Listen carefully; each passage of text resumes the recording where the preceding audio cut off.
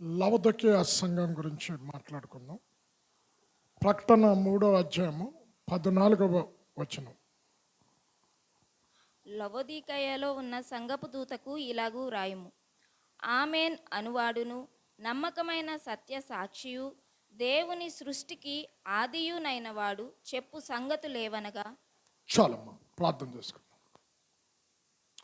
అత్యంత ప్రేమ కృప కనికరమ కలిగిన మా తండ్రి, నానా నీ మహాకృపను బట్టి పిలదొల్పి ఆ సంఘములో ఏ లోపం లేని సంఘమని, నువ్వు ప్రశంసించిన సంఘమని గడిచిన 6 వారాలు పిలదొల్పి ఆ సంఘంలో ఉండే శ్రేష్టతలు ఒక్కొక్కటి వివరించు. ఈరోజు లవదొకియ ఆ సంఘం గురించి మాట్లాడటానికి సిద్ధంగా ఉన్నాం. నానా, రావాల్సిన బిడ్డలు ఉన్నారు, వారు త్వరగా తీసుకొని రండి. వాక్యం చెప్తున్న నన్ను నీ ఆత్మతో అభిషేకించి ఒక్కొక్క సత్యం మా ముందుంచమని యేసు నామంలో ప్రార్థన చేసి వేడుకొనుచున్నాము తండ్రి, ఆమేన్. లవదొకియ అంటే అర్థము నులివెచ్చని అని అర్థం. ఈ లవదొకియ పట్టణాన్ని సిరియా దేశం రాజు అంతియోకస్ లవోడిస్ అని తన భార్య పేరు మీద కట్టాడు ఈ పట్టణాన్ని. ఈ పట్టణము ఆ రోజుల్లో ధనిక పట్టణము, బాగా డబ్బున్న పట్టణం, వ్యాపార కేంద్రము. గొర్రెపచ్చుతో ఎర్ర రంగు, నలుపు రంగు కంబలి వస్త్రాలు తయారు చేసేవారు. చూడండి, కొన్ని రకాల వస్త్రాలు ఉత్పత్తి, ఖరీదైన వస్త్రాలు ఉత్పత్తి వాళ్ళు ఉత్పత్తి చేసేవారికి మంచి పేరు వస్తుంది. ఆ రోజుల్లో ఖరీదైన వస్త్రాలు ఉత్పత్తి చేసే పట్టణం ఏదంటే లవదొకియ పట్టణం. కానీ వస్త్రాలు, ఖరీదైన వస్త్రాలు తయారు చేస్తున్నారు, ఉత్పత్తి చేస్తున్నారు, ఇతరులకు పంపిస్తున్నారు. ఎక్కడ కూడా ఈ సంఘంలో ప్రశంస లేదు, తప్పులు చూపెడుతున్నారు. ఇతరులకు వస్త్రాలు ఉత్పత్తి చేసి పంపుతున్నారు, వీరు ఎలాగున్నారంట? దిగంబరులుగా ఉన్నారు, అంటే రక్షణ లేని వారు అని. 2, ఇది వ్యాపార కేంద్రం మాత్రమే కాదు, ఆరోగ్య కేంద్రం. ఆ రోజుల్లో కంటి జబ్బు చేసిన వారికి, చెవికి మంచి తైలాన్ని తయారు చేసేవారు. అంటే కంటికి ఏదైనా జబ్బు చేస్తే ఆ తైలంతో ఆ కంటి జబ్బును బాగు చేసేవారు. ఇది ఒక ఆరోగ్య కేంద్రంగా ఉండే. చూడండి, ఒకప్పుడు ఏపీ వారంతా కూడా పెద్ద పెద్ద జబ్బులు ఏమైనా వస్తే ఆటపాడిపట్నంకే రావాలి. కంటికి కాటుక అంటారు చూసారు, అందులో ఉంటుంది, తర్వాత నేను చెప్తాను. అంటే ఇతరుల కంటికి తైలాన్ని తయారు చేశారు, కానీ వీరెవరు? ఆత్మీయంగా గుడ్డివారు. చెవికి తైలాన్ని తయారు చేసేవారు, వీరెవరు? దేవుని యొక్క మాటలు వినని చెవిటివారు. అయితే ఈ పట్టణంలో ఉన్న శ్రేష్టతలు ఎక్కడ కూడా ఒక్కటి కనబడలేదు. ఆత్మీయకు సంబంధించిన విషయాలు, దేవుడు ప్రశంసించిన విషయాలు. 14వ వచనములో ఆమెన్ అనువాడు. అమ్మ, ఎవరు ఆమెన్ అనువాడు? ఎవరు? మన యేసుక్రీస్తు ప్రభుల వారే. ఆమెన్ అంటే అర్థం ఏంటి? మనం వాక్యమంతా చదివిన తర్వాత అలాగ జరుగును గాక. ఇక్కడ 3 లక్షణాలు చెప్తున్నాడు యేసేలు. ఆమెన్ అనువాడు నమ్మకమైన సత్య సాక్షి, ఆది సంభూతుడు. 3 చెప్తున్నాడు ఆయన గురించి. అంటే ఇక్కడ కూర్చున్న మనం ప్రతిరోజు మన అక్రతల నిమిత్తం దేవుని కొరకు ప్రార్థన చేస్తూ ఉన్నాం. ప్రార్థన చేసిన తర్వాత ముగింపులో మనం ఆమెన్ అంటున్నాడు. అంటే యేసుక్రీస్తు ద్వారా తండ్రి దగ్గరికి మనం వెళ్తూ ఏమైతే అడుగుతున్నామో అవన్నీ ఆమెన్ అనువాడు మనకు కలిగేటట్టు మన పక్షంగా విజ్ఞాపన చేసే దేవుడు. పరిశుద్ధ గ్రంథంలో ఎన్నో వాగ్దానాలు ఉన్నాయి. ఆ వాగ్దానాలన్నీ క్రీస్తు నందు అవునన్నట్లుగానే ఉన్నవి. చదవమ్మ, 2 కొరింథీ 1వ అధ్యాయం 20వ వచనం. 2 కొరింథీ 1st chapter 20th verse. వాగ్దానములు ఎన్ని ఉన్నాయో అన్నియును క్రీస్తు నందు అవునట్లంటగానే చదవమ్మా. 2 కొరింథీ 1:20. దేవుని వాగ్దానములు ఎన్ని అయినను అన్నియు క్రీస్తునందు అవునన్నట్టుగానే ఉన్నవి గనుక మన ద్వారా దేవునికి మహిమ కలుగుటకై అవి ఆయన వలన నిశ్చయములై ఉన్నవి. మన ద్వారా దేవునికి మహిమ కలిగినట్లేంటి? మనం అడిగినవన్నీ క్రీస్తు ద్వారా దేవుడు అనుగ్రహిస్తున్నాడు, తండ్రి అయిన దేవుడు. అందుకే క్రీస్తు ప్రభుల వారు భూమి మీద ఉన్నటప్పుడు మీరు ప్రార్థన చేస్తున్నటప్పుడు దేవునికి ఏ అక్రతలైతే అడిగారో అది పొందివనో అని నమ్మండి, అప్పుడు అది మీకు లభిస్తుంది. అంటే ప్రార్థన అంతా చేసి ఆమెనంటే ఏంటి? నేను అడిగినవన్నీ నువ్వు దయచేస్తున్నావు అని. తర్వాత మనకు సందేహం ఉంటే రాదు. పరిశుద్ధ గ్రంథములో ఆమెననువా యేసుక్రీస్తుని గురించి ఇశ్రాయేలు ప్రజలు ఆయన స్తుతించినప్పుడు, ఆయన మహిమపరిచినప్పుడు ప్రజలంతా ఏకకంఠముతో ఆమెన్ అలాగ జరుగును గాక అని స్తుతించేవారు. అమ్మ చదువమ్మ. కీర్తన 41 చివరి చరణం 13వ చరణంలో ఇక్కడ అంటున్నారు, ఇశ్రాయేలు దేవుడైన యెహోవా స్తుతినందును గాక.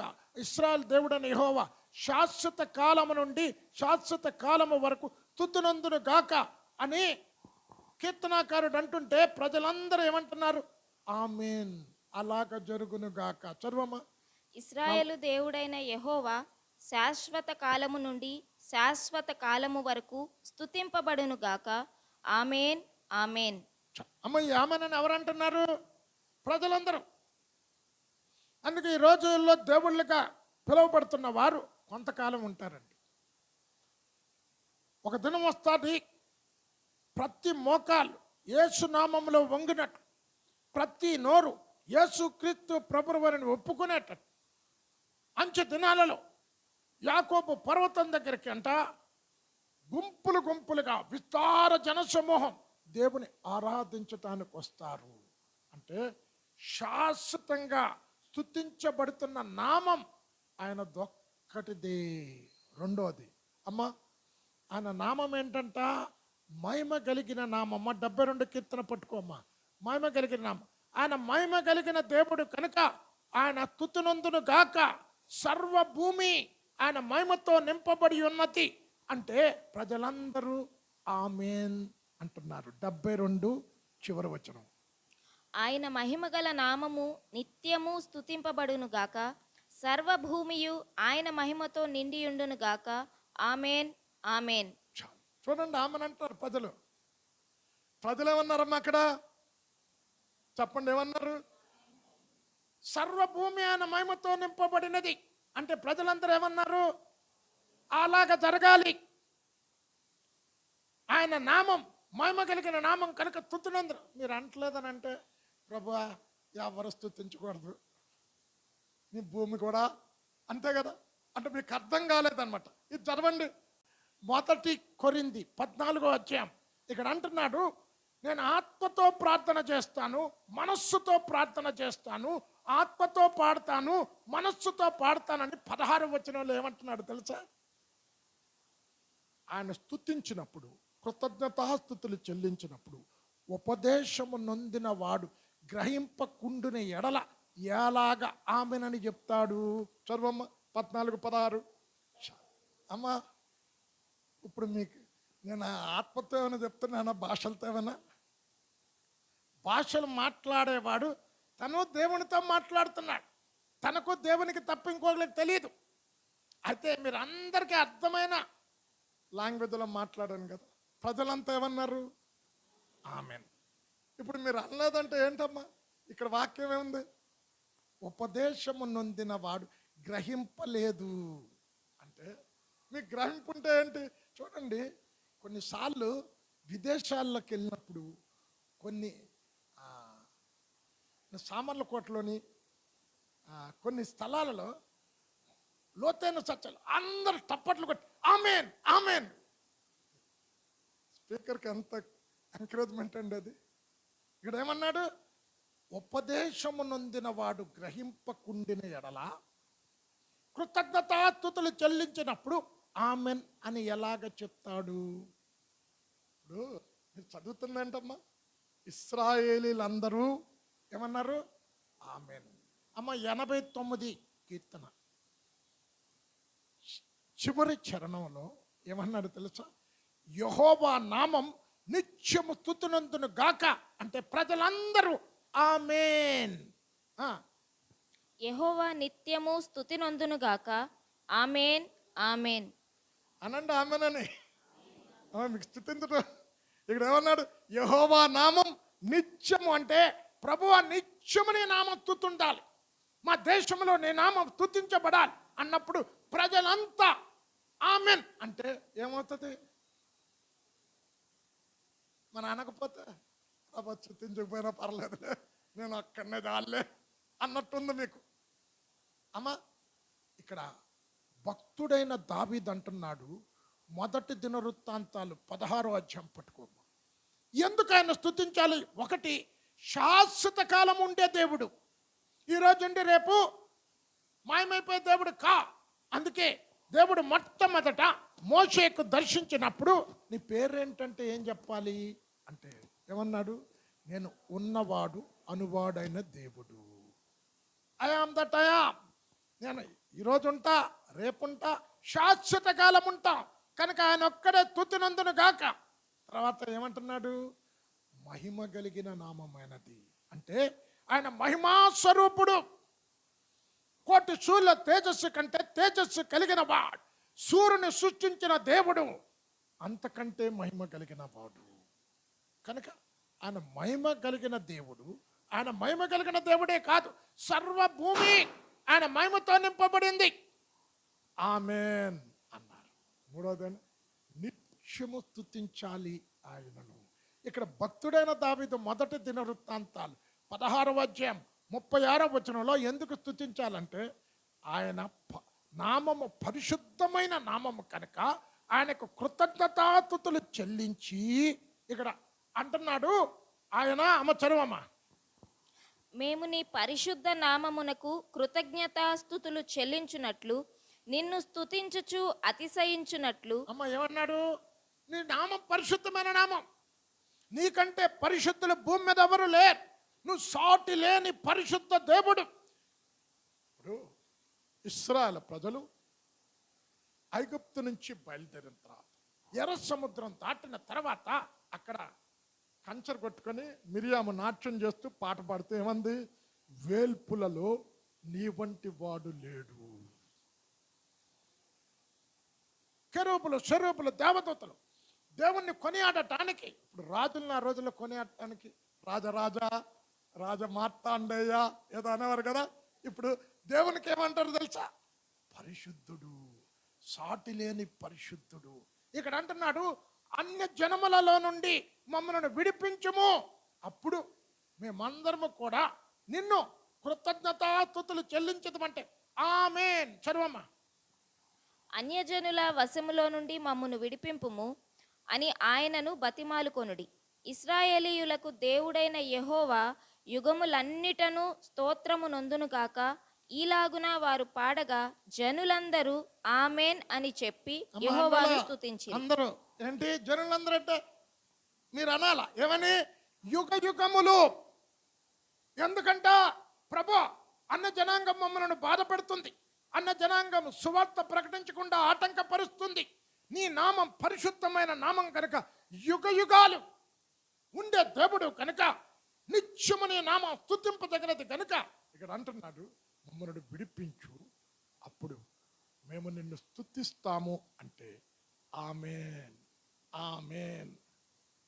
అమ్మ భక్తుడైన నెహమ్యా, అమ్మ నెహమ్యా 8వ అధ్యాయం పట్టుకోమ్మా. ఎందుకు ఆయన స్తుతించాలన్నాడంట? ఆయన మహాదేవుడు కనుక ఆయన స్తుతినందును గాక అంటే ప్రజలందరూ కూడా చేతులెత్తి ఆమేన్ అలాగ జరుగును గాక అని సాష్టాంగపడి నమస్కారం చేశారు. 8:6 నెహమ్యా. ఎజ్రా మహాదేవుడైన యెహోవాను స్తుతింపగా జనుల ఎందుకు స్తుతించాలి? మహాదేవుడు అంటే ఆయన లాంటి దేవుడు కానీ, ఆయన లాంటి కనికరము కలిగిన వాడు కానీ, ఆయన లాంటి దయ కలిగిన వాడు కానీ, ఆయన లాంటి క్షమాపణ కలిగిన వాడు కానీ ఎవరులే. ఆయన మహాకృప కలిగిన దేవుడు, మహాదయ కలిగిన దేవుడు, మహాప్రేమ కలిగిన దేవుడు కనుక వెంటనే ఏమన్నారు? చేతులెత్తి చదువమ్మా. జనులందరూ తమ చేతులెత్తి ఆమేన్ ఆమేన్ అని పలుకుచు నేలకు ముఖములు వంచుకొని యెహోవాకు నమస్కరించిరి. చెప్పండి చేతులంతా. మీరు చెప్పాలా ఎందుకు ఇది పెట్టారు? అమ్మ ఏటమ్మా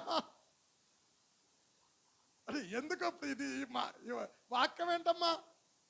కొన్నిసార్లు చూడండి, ఉద్యోగకరమైన వర్తమానం చెప్తున్నప్పుడు ఆశీర్వాదాలు ఆమేన్ అలాగ దిగిన కాక అంటాం. మనకు ఉద్యోగం లేదు. ఇక్కడ ఏమన్నాడు?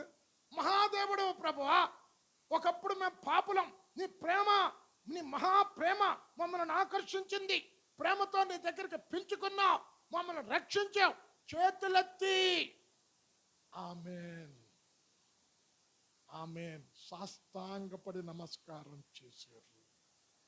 ఆమేన్.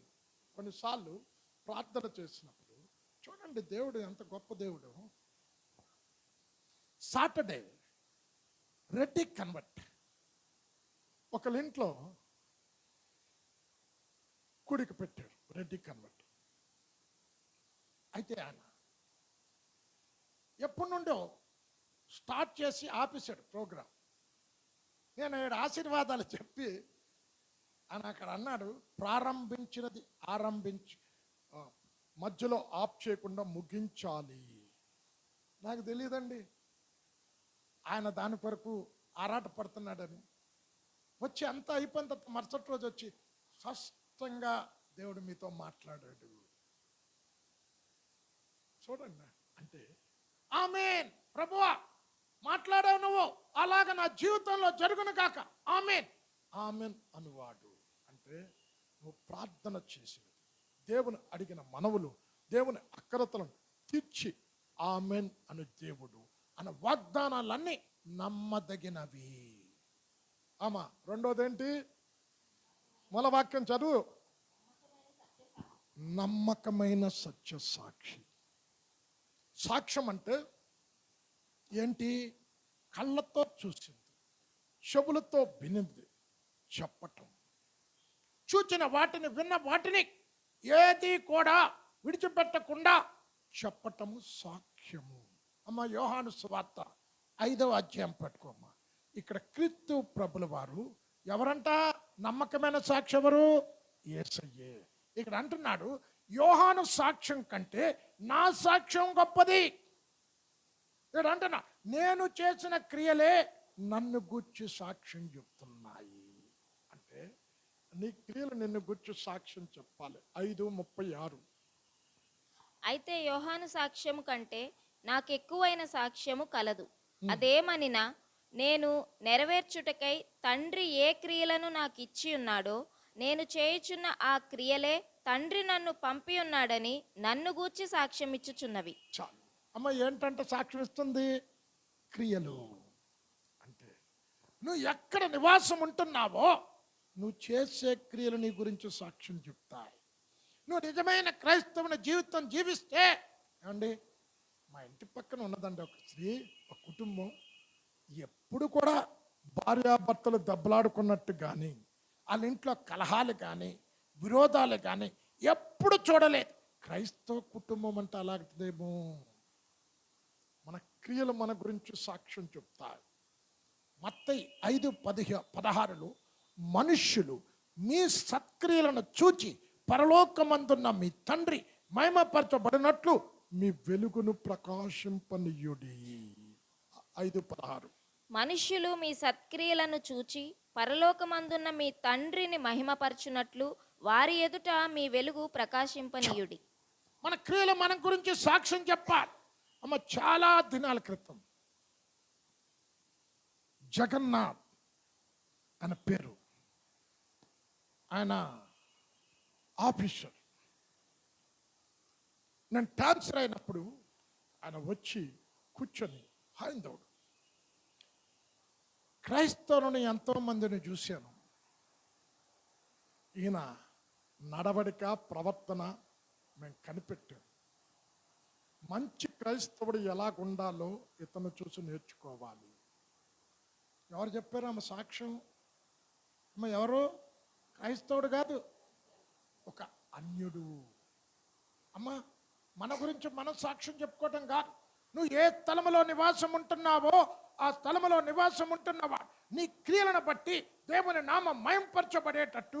అరే వీరు ఎంత పరిశుద్ధంగా ఉంటుంటే వీరి నోట్లో ఎప్పుడు చెడ్డ మాటలు వినలేదు, వీరు ఎప్పుడు కూడా ప్రేమే చూస్తున్నాం కానీ దూషణ లేదు వీరికి.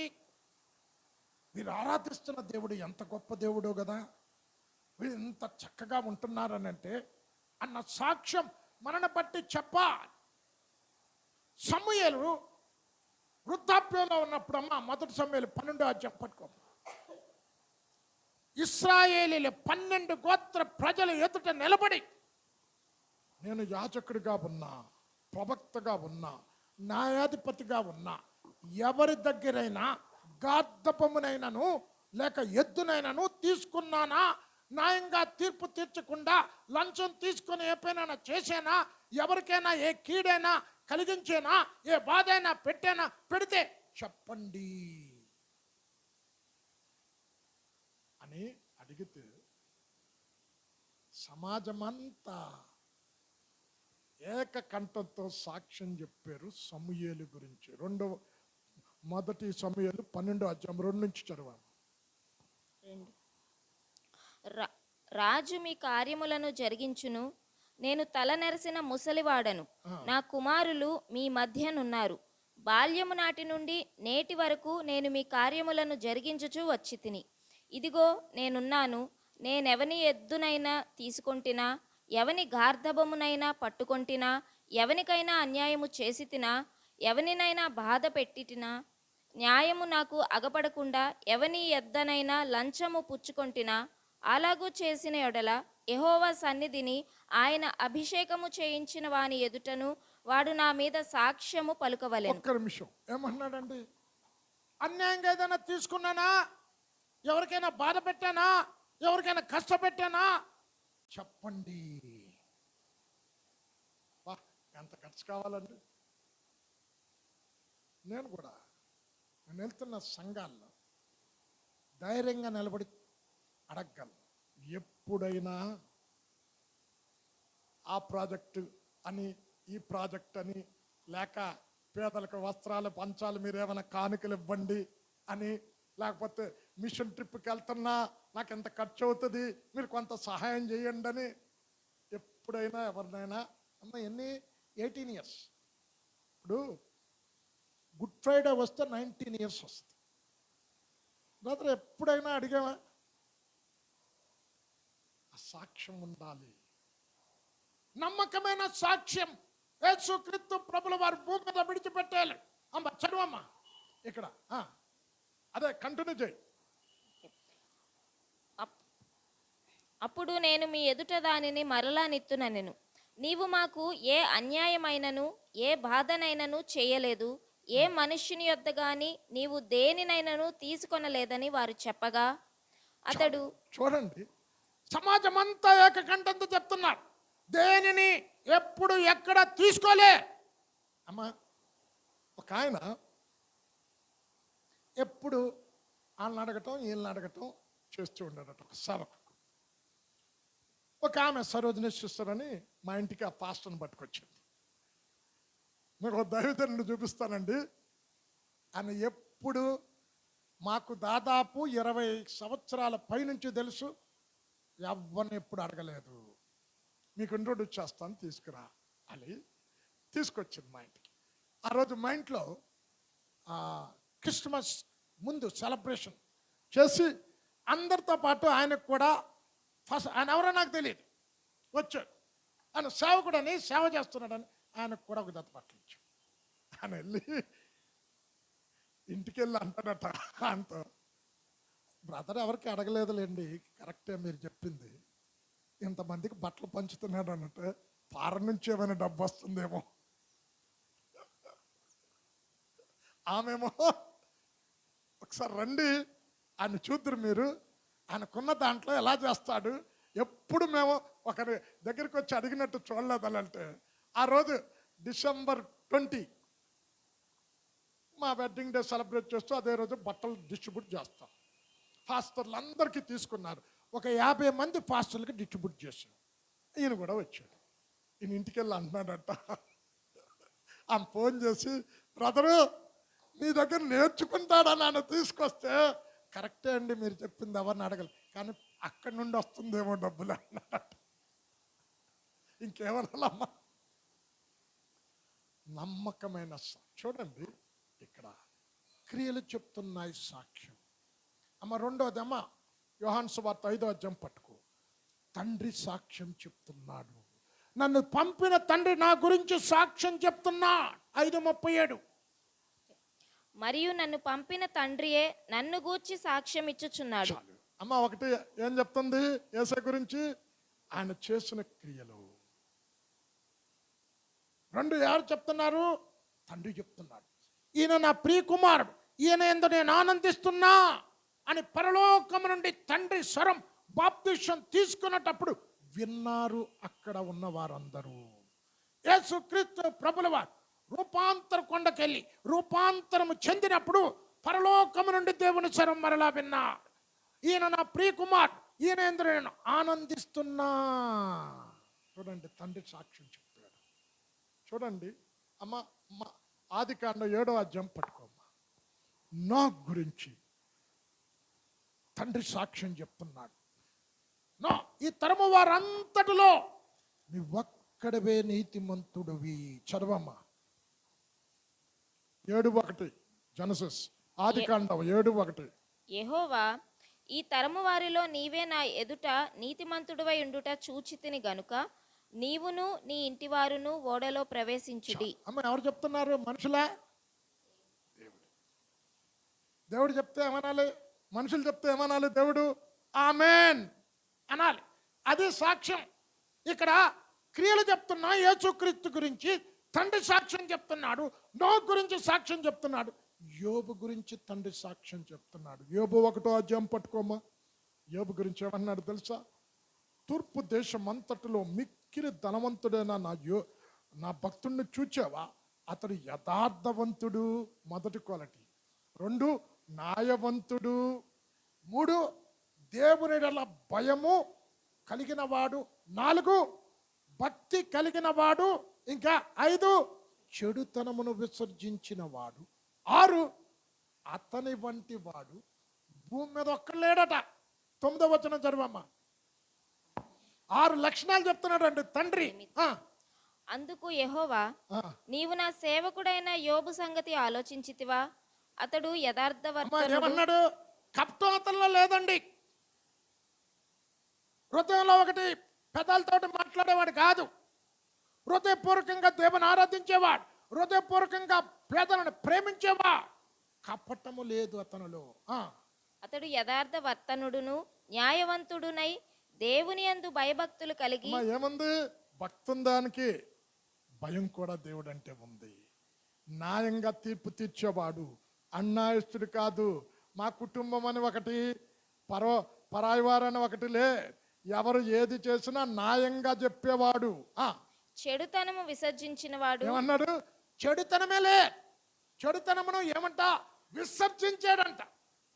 ఇప్పుడు విసర్జిస్తాం, కొన్ని విసర్జించిందో చూస్తామమ్మా, చూస్తామా? ఇదేమన్నాడు? విసర్జించినవాడు. భూమి మీద అతని వంటి వాడెవడునూ లేడు. సాక్ష్యం చూడండి, తండ్రి సాక్ష్యం. భూమి మీద అతని లాంటి మనిషి లేనే లేడంట. యోబు గురించి సాక్ష్యం చెప్తున్నాడు. అమ్మా సంఖ్యాకాండం 12వ అధ్యాయం పట్టుకో. మోషే గురించి సాక్ష్యం చెప్తున్నాడు. భూలోకమంతటిలో మిక్కిలి సాత్వికుడు. 12:3. సంఖ్యాకాండం 12:3. యెహోవా ఆ మాట వినెను. మోషే భూమి మీదనున్న వారందరిలో మిక్కిలి సాత్వికుడు. అమ్మా ఈ పేరు యేసయ్యకు ఉంది. నేను సాత్వికుడను, దీన మనస్సు గలవాడను. పరిశుద్ధ గ్రంథంలో ఇంకెవరికైనా పెట్టారండి? ఉందా? ఎందుకు పెట్టాడు? మోషేకి. మోషే ఫరో అంతఃపురములో పెరిగాడు. ఫరో తర్వాత తను ఐగుప్తును పరిపాలించే యోగ్యత అర్హత కలిగినవా. తన ప్రజల కొరకు ఐగుప్తు ధనాన్ని విడిచిపెట్టాడు. క్రీస్తు విషయం నింద ఎంచుకున్నాడు. సమత్వం త్యాగం చేసి ప్రజలను నడిపిస్తూ ఉంటే ప్రజలు ఒక్క 40 రోజులు కనబడకపోతే ఏమన్నారు? మోషే ఏమాయను. ఒక 40 రోజులు నేను మీకు కనబడకపోతే కిషోర్ ఏమయ్యాడో తెలియదండి అంటే ఇంకా మీరు ఏమనాలండి? ఏమాయనో మాకు తెలియదు. చూడండి ఎంత సాత్వికుడు. రెఫీదీము లోయ దగ్గరికి వచ్చేసరికి నీళ్ళాగిపోయి తాగటానికి నీళ్ళు లేవు. ప్రజలంతా రాళ్లతో కొట్టి చంపాలనుకున్నారు. సాత్వికుడు చూడండి దేవునికి ప్రార్థన చేశాడు. ఎన్నో మార్లు మోషేని కోపరేపించారు. మోషేపై తిరుగుబాటు చేశారు. 40 రోజులు మోషే కనబడలేదంటే అసలు ఏమనాలంటే ప్రజలు, అరే ఇంత త్యాగం చేసి మోషే ఐగుప్తు నుంచి మమ్మల్ని తీసుకొచ్చాడు కదా, ఏమయ్యాడో మోషే? 40 రోజులైంది కొండెక్కి, తిన్నాడో లేదో, తాగాడో లేదో, అనారోగ్యంగా ఒకవేళ చేసిందేమో అని మోషే గురించి ఆలోచించాల్సింది. నీళ్ళు లేవు కదా, పట్టుకొని వెళ్ళలేదు కదా, ఏమి తినటానికి తిండి, ఇవేమీ ఆలోచించకుండా ఏమయ్యాడో మాకు తెలియదు. అంత త్యాగం చేసిన మోషేపై తిరుగుబాటు చేస్తే మోషే వారి కొరకు ప్రార్థన చేశాడు. ప్రభా, వీళ్ళకి కృతజ్ఞత లేదయ్యా, ఎంత త్యాగం చేశాను వీళ్ళకి. ఇప్పుడు అంతకంటే గొప్ప త్యాగం ఏంటి? ఈ ప్రజల్ని నేను ఇక్కడే నాశనం చేస్తా, నిన్ను నీ కుటుంబాన్ని గొప్ప చేస్తా. ఏమంటాను చెప్పండి మనం? ఈ ప్రజలు పోతే పోనీ, నన్ను గొప్ప చేస్తానన్నా, నా కుటుంబాన్ని గొప్ప, అదే చాలు. ఎవ్వరున్నా మాట అంటారు. ఏమన్నాడు? ఓ వద్దు, ఈ ప్రజలు కానానుకు తీసుకెళ్ళాలి. సాత్వికుడు. ఆ సాత్వికాన్ని చూచి తండ్రి అయిన దేవుడు సాక్ష్యం చెప్తున్నాడు. అమ్మా, నీ గురించి సాక్ష్యం చెప్పాలి తండ్రి కూడా. అమ్మా, అపోస్తుల కార్యం 13వ అధ్యాయం పట్టుకోమ్మా.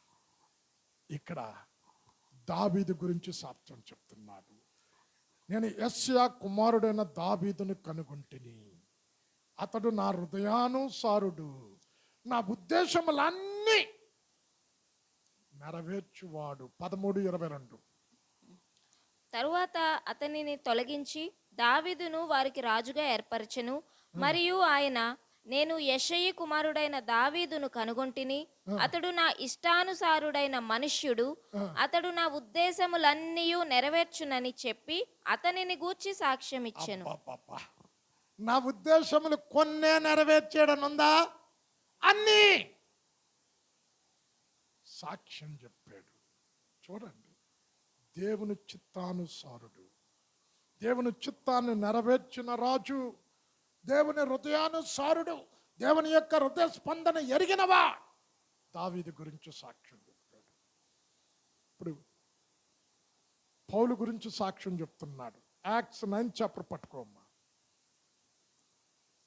ఇతడు ఇశ్రాయేలీల ఎదుట, రాజుల ఎదుట, అన్యుల ఎదుట నా నామము భరించుటకు నేను ఏర్పరచుకున్న సాధనమీన. 9:15. అందుకు ప్రభువు, నీవు వెళ్ళుము, అన్యజనుల ఎదుటను రాజుల ఎదుటను ఇశ్రాయేలీయుల ఎదుటను నా నామము భరించుటకు ఇతడు నేను ఏర్పరచుకొనిన సాధనమై ఉన్నాడు. చాలు, నేను ఏర్పాటు చేసుకున్నా, నా నామాన్ని భరిస్తాడు. నా నామము నిమిత్తం ఎన్ని శ్రమలైనా, ఎన్ని కష్టాలైనా భరించే వ్యక్తి ఎవరు? పౌలు గురించి సాక్ష్యం చెప్తున్నాడు. అమ్మా, ఇక్కడ నమ్మకమైన సాక్షి. క్రియలు చెప్తున్నాయి. యేసయ్య ఎలాంటి వాడు?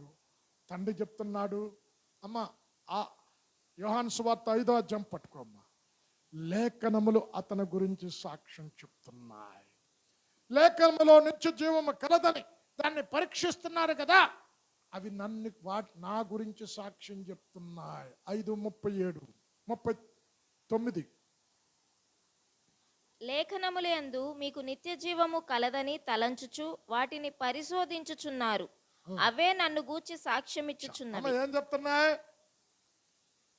చెప్తుందని సాక్ష్యం అంటే ఇప్పుడు వాక్యాన్ని గురించి సాక్ష్యం చెప్పాలి. ఏమని?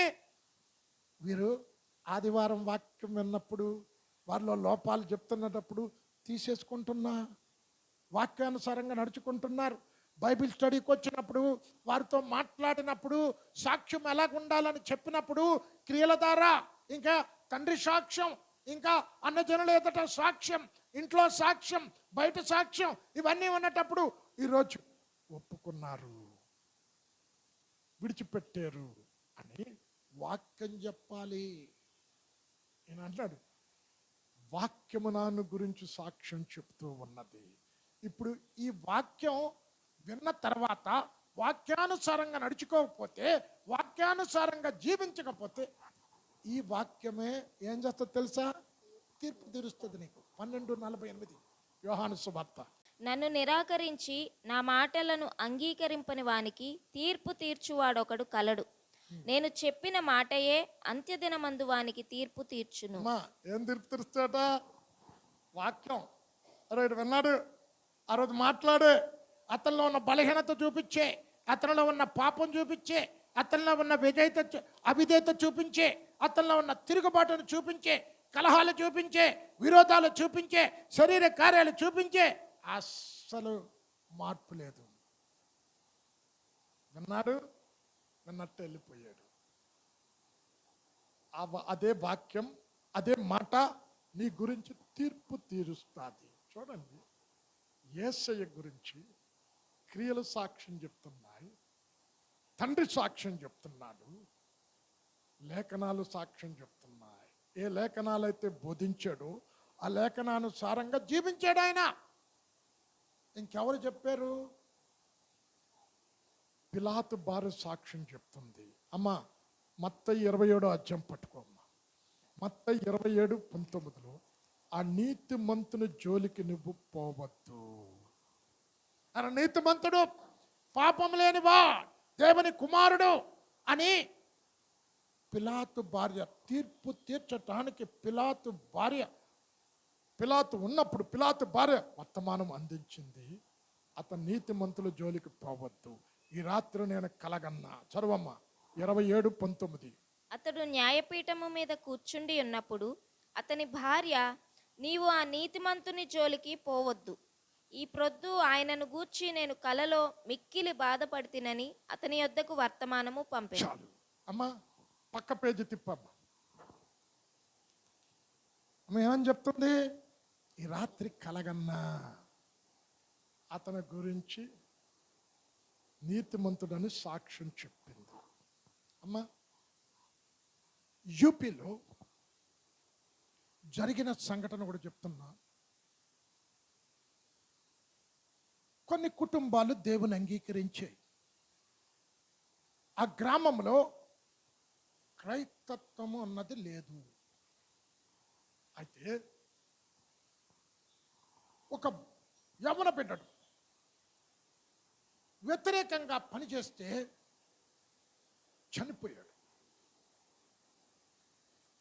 ఈ క్రైస్తవుడు వలన ఈ బిడ్డడు చనిపోయాడు. ఇక్కడ క్రైస్తవ కుటుంబాలు ఒక్కటి ఉంచకుండా చంపేద్దాం, గ్రామం అంతా కూడా తీర్మానం చేసుకుంది. ఆ రాత్రే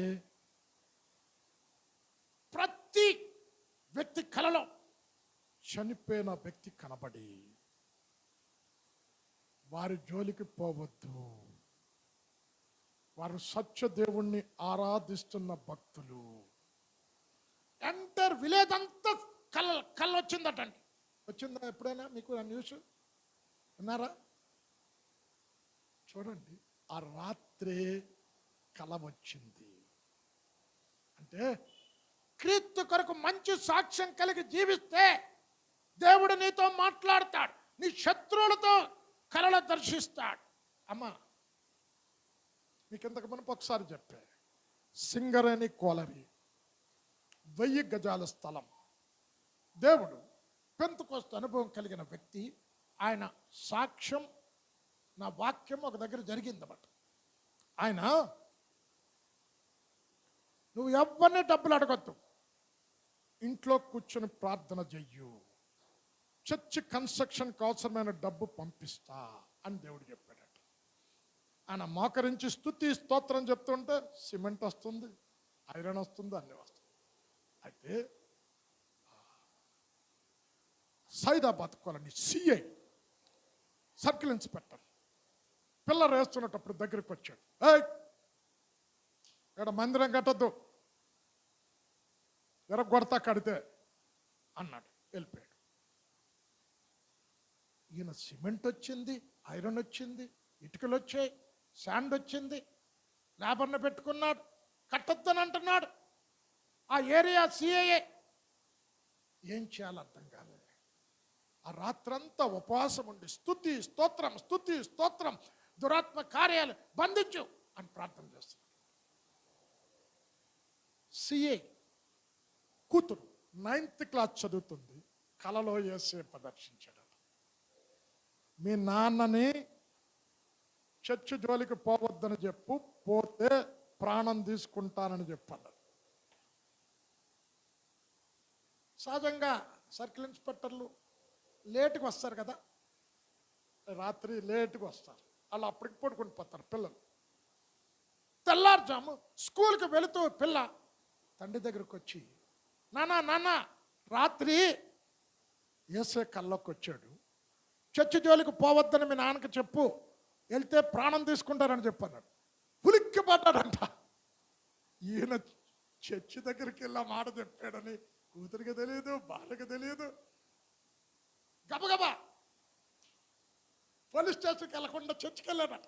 వెళ్ళి దండం పెట్టి ఆ ఫాస్టర్కి, అయ్యా దండం పెడుతున్నా, చర్చి కట్టుకో, ఎవరన్నా నిన్ను ఆటంకపరిస్తే నేను నీకు దగ్గర ఉంటా, దయచేసి ప్రార్థన చేయయ్యా, నీ దేవుడు నా ప్రాణం తీసుకోవద్దని ప్రార్థన చేయాలన్నట. ఆశ్చర్యపోయా. చూడండి దేవుడి అంత కలలో. అమ్మ 54వ వచనం, ఆయన చనిపోయినప్పుడు భూకంపం వచ్చింది, రాళ్ళు బద్దలయ్యే, సమాధులు తెరవబడ్డాయి. ఈ సంఘటనలు అన్ని చూచి శతాధిపతి, ఇతడు శతాధిపతే కాదు, ఆయనకి కావలిగా ఉన్న అందరూ ఇతడు నిజముగా దైవ కుమారుడని సాక్ష్యం చెప్తున్నాడు. 54. శతాధిపతియు అతనితో కూడా యేసునకు కావలి ఉన్న వారును భూకంపమును జరిగిన కార్యములన్నిటినీ చూచి మిక్కిలి భయపడి నిజముగా ఈయన దేవుని కుమారుడని చెప్పుకొనిరి. మనము శత్రువులు చూచి భయపడాల్సిన పని లేదండి. మన శత్రువులు చూచి భయపడి ఊగిపోతా ఉంటాం. ప్రార్థన చేస్తే, ఐక్యత కలిగి ఉంటే ఏమవుతుందో తెలుసా? దేవునికి వ్యతిరేకంగా ఉన్నవారు, కావలి ఉన్నవారు యేసయ్యకు. శతాధిపతి దేవుని శిలువ కార్యాన్ని దగ్గరుండి జరిపించిన ఆయన తన టోపీ చూసి పక్కన పెట్టి అక్కడే దేవుణ్ణి అంగీకరించాడు, నిజంగా దైవ కుమారుడు. అసలు యేసయ్య ఎందుకు వచ్చాడు ఇక్కడికి? సత్యమును గురించి సాక్ష్యము చెప్పుటకు వచ్చాను. యోహాను సువార్త 18వ అధ్యాయం 37వ వచనం. ఇక్కడ పిలాతు అడుగుతున్నాడు, యూదుల రాజువు నీవేనా అంటే, నువ్వు అన్నట్టు నేను రాజునే అన్నాడు. ఎందుకు వచ్చావు అంటే, సత్యమును గురించి సాక్ష్యం చెప్పుటకు. 18:37. అందుకు పిలాతు, నీవు రాజువా అని ఆయనను అడుగగా, యేసు, నీవన్నట్టు నేను రాజునే, సత్యమును గూర్చి సాక్ష్యమిచ్చుటకు నేను పుట్టి తిని ఇందు నిమిత్తమే. అమ్మా అలాగుంచా. సాక్ష్యపు జీవితం చాలా విలువైనది. మందిరంలో చక్కగుండి ఇంటి పొరుగోడితో కలహాలాడుతూ చట్టమాటలు తిడుతూ ఉంటే వీళ్ళేం క్రైస్తవులండి. మందిరంలోనేమో 2 చేతులు ఎత్తి స్తుతి స్తోత్రం అంటారు, ఎక్కడికి వచ్చి బూతులు తడతా ఉంటారు. ఏముంది సాక్ష్యం? ఇంట బయట సాక్ష్యం కాపాడుకోవాలి. పిలాతు అంటున్నాడు, ఇతనిలో ఏ దోషము చూడలేదు. చివరిలో చదవమ్మా, అదే అధ్యాయం కింద. అతడు ఈ మాట చెప్పి బయటనున్న యూదుల యొద్దకు తిరిగి వెళ్ళి అతని యందు ఏ దోషమును నాకు కనబడలేదు. చాలు. అమ్మ ఎవరు చెప్తున్నాడు? తీర్పు తీర్చేవాడు అంటున్నాడండి. ఏ దోషం కనబడలే. చూడండి, క్రియలు చెప్తున్నాయి ఆయన గురించి సాక్ష్యం. నీ గురించి నీ క్రియలు సాక్ష్యం చెప్పాలి. క్రియలు లేని జీవితం ఏమన్నాడు? మృతమే. 2, తండ్రి సాక్ష్యం చెప్తున్నాడు. పరలోకపు తండ్రి సాక్ష్యం చెప్పాలి నిన్ను గురించి. 3, అన్ని జనాంగం, శత్రువులు, నీ విరోధులు అందరూ మంచి క్రైస్తవుడు, సాక్ష్యం కలిగిన వాడు అని చెప్పాలి. నమ్మకమైన సాక్ష్యం. 2, 3 చదవం. 3వ క్వాలిటీ, దేవుని సృష్టికి ఆదియునైన వాడు. చాలు. సృష్టికి ఆదైన వాడంటే కొలస్సీ 1వ అధ్యాయం పట్టుకో.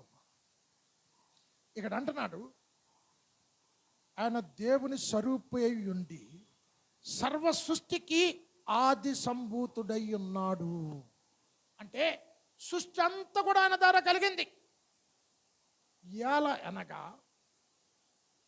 ఆకాశమందున్నవియును భూలోకమందున్నవియును దృశ్యములైనవియు అదృశ్యములైనవియు సింహాసనములైనను ప్రభుత్వములైనను ప్రధానులైనను అధికారులైనను సమస్తమును ఆయన నుండి కలిగెను. సమస్తము ఆయన ద్వారా కలిగెను. సమస్తము ఆయన మూలముగా కలిగెను. ఆయన లేకుండా ఏమీ కలగలేదు. కొలస్సీ 1:15.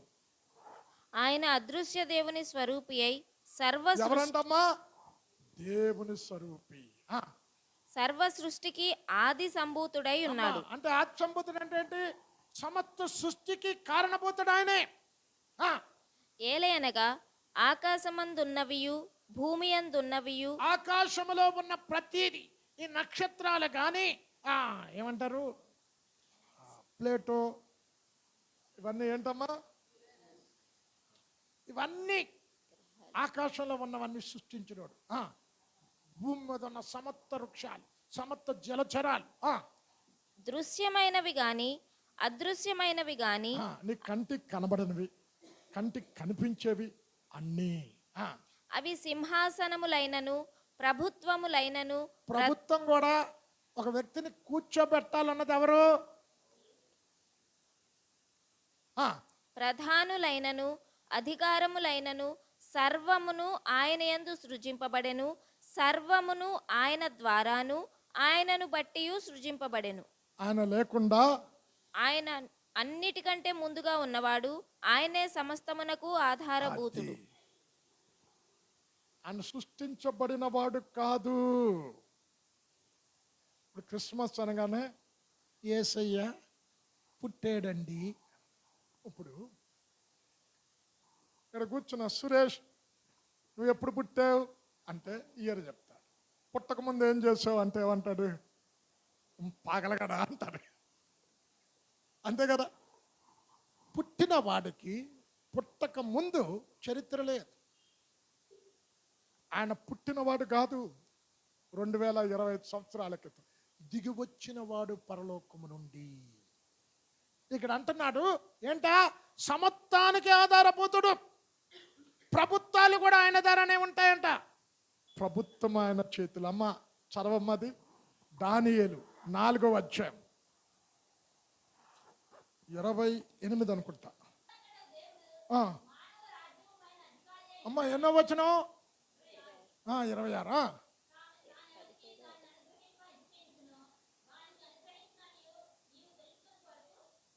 చాలు. ఏమన్నాడు?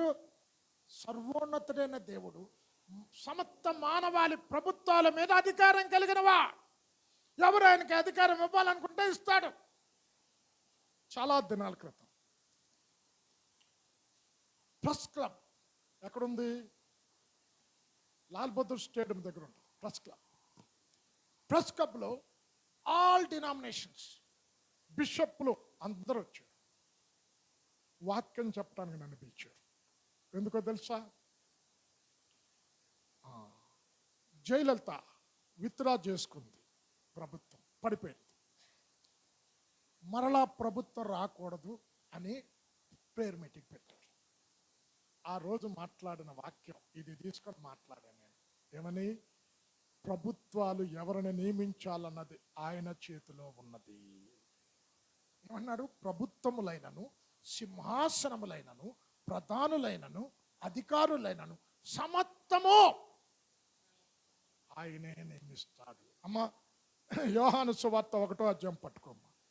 ఆది యందు వాక్యముండెను, వాక్యము దేవుని యొద్ద ఉండెను, వాక్యము దేవుడై ఉండెను, కలిగి ఉన్నదేదియు ఆయన లేకుండా కలగలేదు, సమస్తము ఆయన మూలముగా కలిగెను. మొదటి 3 వచనాలు. ఆదియందు వాక్యముండెను, వాక్యము దేవుని యొద్ద ఉండెను, వాక్యము దేవుడై ఉండెను. ఆయన ఆదియందు దేవుని యొద్ద ఉండెను, సమస్తమును ఆయన మూలముగా కలిగెను. కలిగి ఉన్నదేదియు ఆయన లేకుండా కలుగలేదు. అమ్మ, ఏమన్నాడు? కలిగిందంతా లేకుండా కలగలే. ఇప్పుడు మానవుని సృష్టించాడు. మనందరికీ తెలుసు కదమ్మా, మనము మన స్వరూపములో మన పోలికలో నరుని సృష్టిస్తున్నాం అంట. ఇప్పుడు 3 ఉన్నారు నరుని సృష్టించటానికి. ఎలాగా? తండ్రి అయిన దేవుడు ఏం చేశాడు చెప్పాలా? మట్టి తీసుకున్నాడు. ఇప్పుడు మట్టిని స్వరూపం చేయాలంటే ఏం కావాలమ్మా? మట్టి అవుతుందా? నీళ్ళు పోయాలి. నీళ్ళు పోయిపోతే అవుతుందండి? ఆ నీరెవరు? వాక్యం. ఇప్పుడు ఆకారాన్ని తయారు చేశాడు, జీవం లేదు. నాసికారంధ్రంలో జీవాయువ బోధవగా నరుడు జీవాత్మ ఆయను. ఎవరు? ఆత్మ. 3 పనిచేశారా? ఏడు అంటున్నాడు. అమ్మ, అది అండర్లైన్ చేసుకోండి. ఎందుకంటే కొంతమంది అక్కడే యెహోవా విట్నెస్ వాళ్ళు అడుగుతారు. 48 యెషయా 16వ వచనం. ఆది నుండి నేను మాట్లాడిన వాడిని, ఇప్పుడు తండ్రి అయిన దేవుడు, పరిశుద్ధాత్మ దేవుడు నన్ను పంపెను. ఆది నుండి నేను రహస్యముగా మాట్లాడిన వాడను కాను. ఏమన్నాడు? ప్రారంభం నుండి నేను మాట్లాడుతున్నా. అది పుట్టిన కాలము మొదలుకొని నేను అక్కడ నున్నవాడను. ఇప్పుడు ప్రభువగు యెహోవాయు ఆయన ఆత్మయు నన్ను పంపెను. చాలు. ఎవరు పంపారమ్మా? తండ్రి పరిశుద్ధ భూమి మీదకి పంపాడు. చూడండి ఎంత చక్కగా చెప్తున్నాడు. ఆయన ఎవరంట? ప్రకటన 22:13. నేను మొదటి వాడను, కడపటి వాడను, నేనే అల్ఫా, నేనే ఒమేగా, నేనే ఆది, నేనే అంతం, ప్రారంభంలో ఉన్నవాడను నేనే. 22:13. నేనే ఆల్ఫాయు ఒమేగాయు, మొదటి వాడను కడపటి వాడను, ఆదియు అంతమునై ఉన్నాను. చాలు అమ్మ, 1వ అధ్యాయంకి వెళ్ళిపోమ్మ. ప్రకటన ఏమన్నాడు? నేనే ఆది, నేను లేకుండా ఏది లే. ఆయన ఆది సంభూతుడు, సమత్వానికి ఆధారభూతుడు, మనుషుని సృష్టించినవాడు, నడిపిస్తున్నవాడు, పాపులను రక్షించినవాడు, పాపులను పరలోకానికి నడిపించే దేవుడు. అన్ని ఆయన మూలంగా కలిగినది. ఇక్కడ అంటున్నాడు, ఇప్పుడు నేను మొదటి వాడను కడపటి వాడను, మృతుడనైతిని గాని యుగయుగములు సజీవుడనై ఉన్నాను. 1:18. నేను మొదటి వాడను కడపటి వాడను జీవించు వాడను, మృతుడనైతిని గాని ఇదిగో యుగ యుగములు సజీవుడనై ఉన్నాను. చాలు. ఆయనే మొదటోడు, ఆయనే కడపటివాడు. ఇక్కడ అంటున్నాడు, సమస్తానికి ఆధారభూతుడు ఆయన. ఆయన లేకుండా భూమి మీద ఒక చెట్టు కానీ ఒక జలచరాలుగా ఏది సృష్టించబడలే. వెలుగు కలుగును గాక అని పలికిన దేవుడు, సూర్యచంద్ర నక్షత్రాదులను సృష్టించిన దేవుడు, ఆయన వాక్కు ద్వారా సమస్తము కలిగిన దేవుడు అని అంటున్నాడు. ఆది సంభూతుడను, సమస్తానికి ఆధారభూతుడు. ముగిస్తూ ఉన్నా. చెప్పండమ్మా. 1 ఏంటి? ఆమెన్ అనువాడు. మీరు ఆమెన్ గురించి చెప్తూ ఉంటే గోడకు చెప్పినట్టు మీ అంటనే ఇశ్రాయేలు ప్రజలు విన్నారు కదా, అలాగ జరుగును కాక ఆమెన్ ఆమెన్ చేతులెత్తి. మనకు ఆ ఉద్యోగం లేదు అంటే నేను చెప్పింది అర్థం కాలే. మీకు రిఫరెన్స్ చూపించా కదా, 1 కొరింథీ 14:16. ఉపదేశమార్థం పొందినవాడు కృతజ్ఞతాస్తుతులు చెల్లించినప్పుడు ఎలాగ ఆమెన్ అంటాడు అంటే, నేను చెప్పింది మీకు అర్థం కాలే. ఆమెన్ అనలే. ఆమెన్ అనువాడు అంటే మీరు ప్రార్థన చేసినప్పుడు మీ అక్కరతలన్నీ దేవుని దగ్గర పెట్టినప్పుడు అలాగ జరుగును గాక అనినవాడు. నమ్మకమైన సాక్షి. క్రియలను గురించి, ఆయన క్రియలు ఆయన గురించి సాక్ష్యం చెప్తున్నాయి. తండ్రి సాక్ష్యం చెప్తున్నాడు, లోకం సాక్ష్యం చెప్తుంది, లేఖనాలు సాక్ష్యం చెప్తున్నాయి. నీ గురించి కూడా ఎవరు చెప్పాలి? నీ క్రియలు చెప్పాలి, నీ ఇంటి వారు చెప్పాలి, అన్యులు చెప్పాలి, తండ్రి చెప్పాలి, వాక్యం చెప్పాలి, వాక్యానుసారంగా నడుచుకుంటున్నవాడు అని. ఆది సంభూతుడు, సమస్తానికి ముందున్నవాడు, ఆది సంభూతుడు. ఇప్పుడు ఆయన అంగీకరిస్తే మనం కూడా ఆ జర్వమ్మ 1:18 యాకోబు తాను సృష్టించిన వాటిలో ప్రథమ ఫలముగా ఉండునట్లు సత్యవాక్యము వలన తన సంకల్ప ప్రకారం కనెను. చదవమ్మ. ఆయన తాను సృష్టించిన వాటిలో మనము ప్రథమ ఫలముగా ఉండునట్లు సత్యవాక్యము వలన మనలను తన సంకల్ప ప్రకారము కనెను. అబ్బబ్బబ్బా, మనం ఎవరమ్మా? జ్యేష్ఠులము. సూర్యుడి కంటే, చంద్రుడి కంటే, ఆకాశ నక్షత్రాల కంటే, వీటందరికంటే ముందున్న వాళ్ళం. ఎలాగా? వాక్యము కన్నాది. వాక్యం ఎవరు? దేవుడు. ఆయన ప్రారంభం నుంచి ఉన్నవాడు. ఈరోజు అలాగ మనను చేసి ఈ లోకాల్లో 1000 ఏళ్ల పరిపాలనలో జ్యేష్ఠుల సంఘములు కూర్చొని పరిపాలన చెయ్యటానికి ఏర్పాటు చేసుకున్నాడు సంఘాన్ని. ముగిస్తూ ఉన్నా ఇక్కడ ఈరోజు నీవు ప్రార్థన చేసినప్పుడు విశ్వాసంతో ప్రభు వాగ్దానాలన్నీ ఈ నామంలో నెరవేర్చబడను గాక ఆమేన్ అనాలి. మంచి సాక్ష్యం కలిగి ఉండాలి. నేను అందరికంటే ముందున్న వాడిని, వాక్యము నన్ను కన్నది, సృష్టిలో ప్రథమ ఫలంగా దేవుడు నన్ను ఎన్నుకున్నాడు. ఆయన ఆది అంతము లేని వాడు, అల్పా ఒమేగా, మొదటివాడు కడపటివాడు. ప్రార్థన చేసుకుంటాం.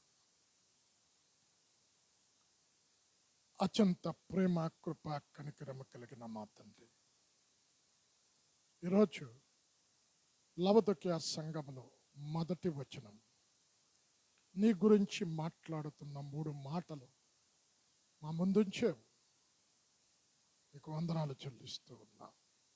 క్రైస్తవులుగా మంచి సాక్ష్యం కలిగి జీవించటానికి కృప దయచేయండి.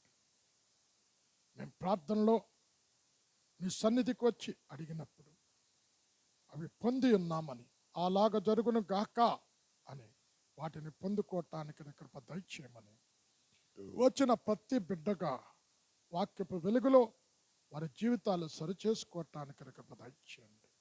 మరలా వచ్చే వారం నెక్స్ట్ వచనములో దాచబడిన సత్యములను ఆశతో, ఆకలితో, ఆత్మ సంబంధమైన ఆకలితో ప్రతి బిడ్డ ప్రార్థనాపూర్వకంగా రావటానికి, వచ్చిన ప్రతి బిడ్డ ద్వారా వాక్యము ద్వారా బలపడి వెళ్ళుటకు నీ కృప దయచేయమని యేసు నామంలో ప్రార్థించి వేడుకొనుచున్నాము తండ్రి.